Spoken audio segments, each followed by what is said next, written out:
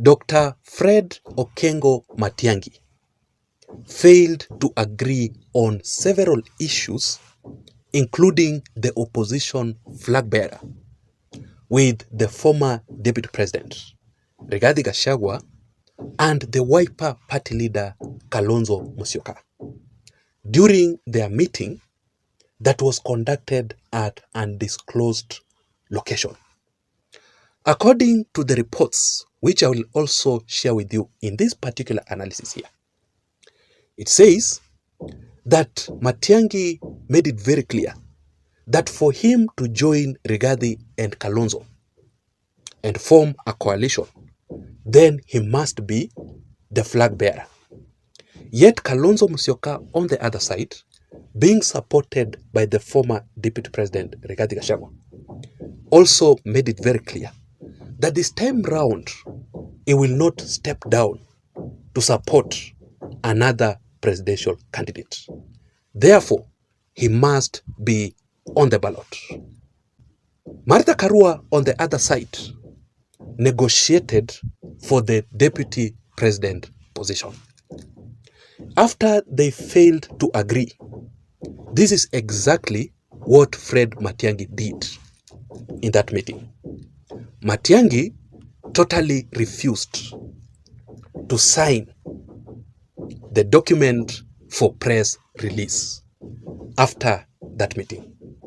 And I will show you that particular document in this analysis that Matiangi refused to sign. So welcome to my YouTube channel, ladies and gentlemen.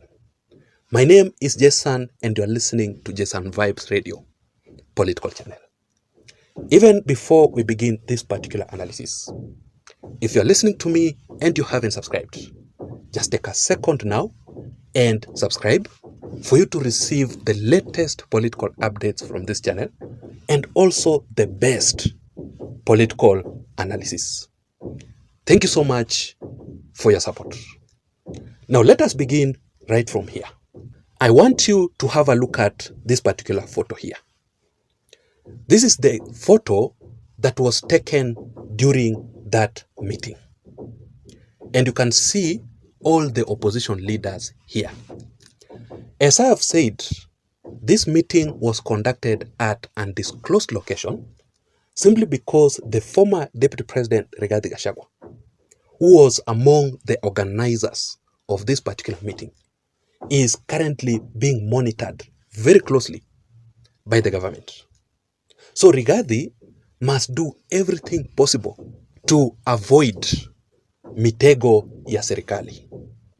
And that is why the location of this meeting had to be secret. Even the media did not know about it. But when you look at this photo here very keenly, it speaks a lot. And I can make three very, very important political observations from this photo here. Number one, it is the presence of Fred Matiangi, Mukisa Kitui, Mithika Linturi, and JB Muturi, who officially joined the former DP, Rigathi Gachagua's camp.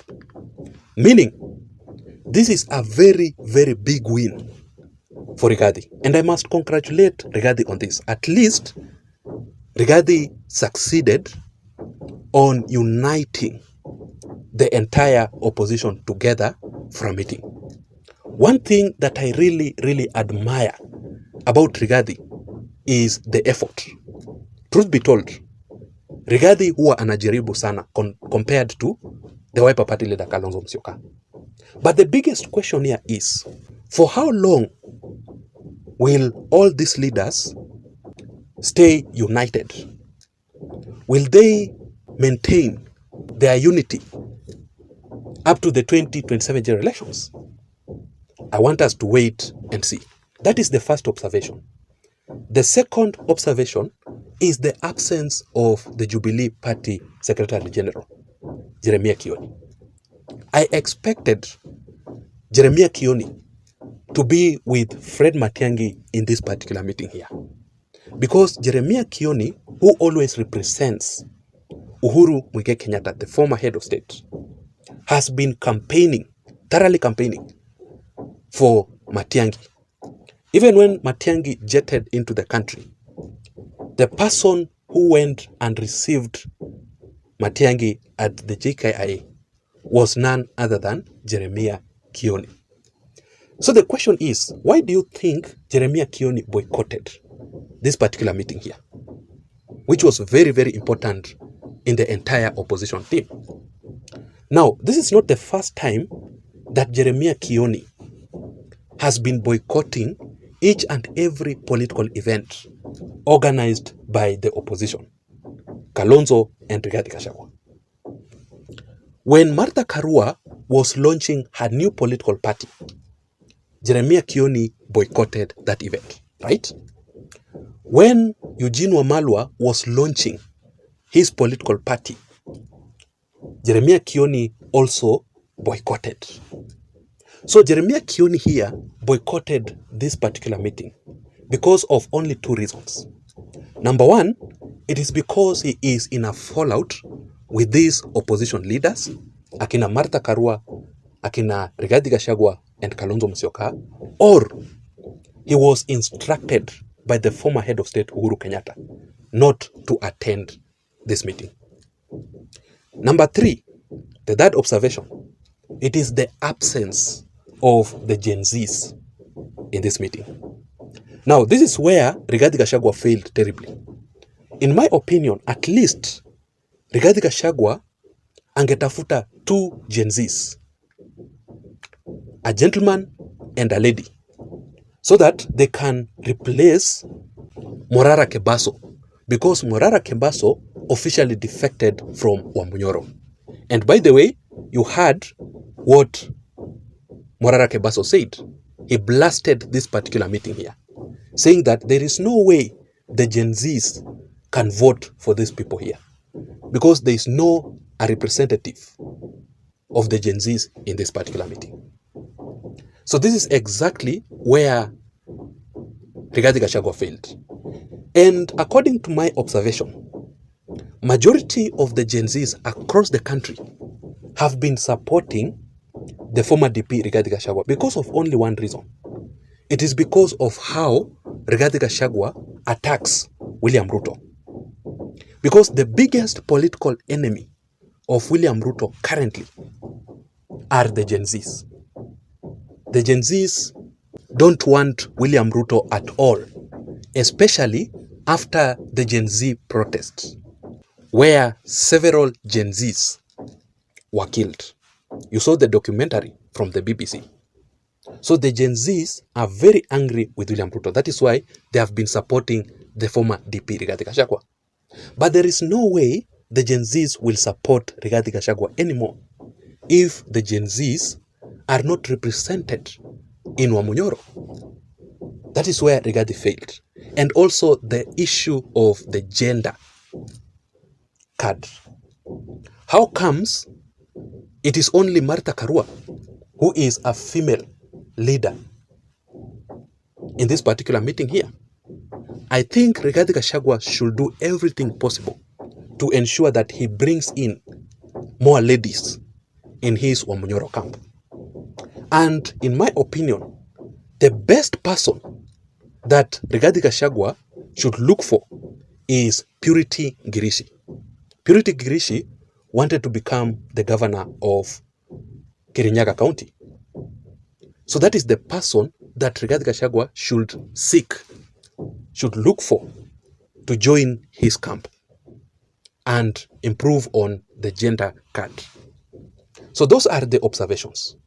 Now, something very strange happened in that particular meeting, whereby Matiangi refused to sign the document for press release after their disagreement.